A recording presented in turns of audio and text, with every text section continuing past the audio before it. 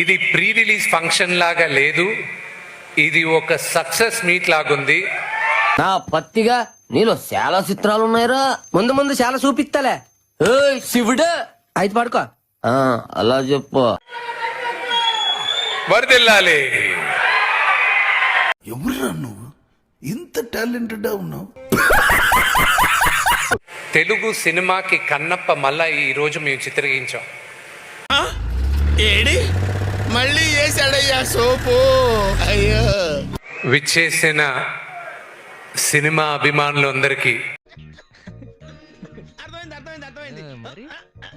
మన ఇతిహాసం అది మీరు చేయాలని రిక్వెస్ట్ చేస్తే ఆయన ఆలోచించకుండా ఇమ్మీడియట్ గా ఒప్పుకున్నారు.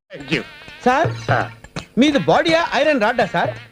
Strong personality sir. నేను ఎప్పటికీ రుణపడి ఉంటాను ఆ మిత్రుడు ప్రభాస్కి.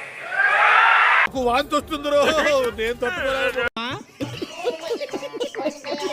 50 సంవత్సరాల తర్వాత ఈ తరానికి కన్నప్ప కథ మళ్ళా చెప్పరా అని నన్ను ఎన్నుకున్నాడని నేను అనుకుంటున్నాను.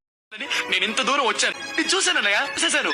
ఈ జన్మకి చాలు, నేను పోతానన్నయ్య, నేను పోతాను. నాకు ఇది వద్దు, వద్దన్నయ్య, నేను పోతాను. మా గౌరవం స్నేహానికి ఇంకా ఈ కాలం విలువుందంటే ప్రభాస్ ఒక ఎగ్జాంపుల్.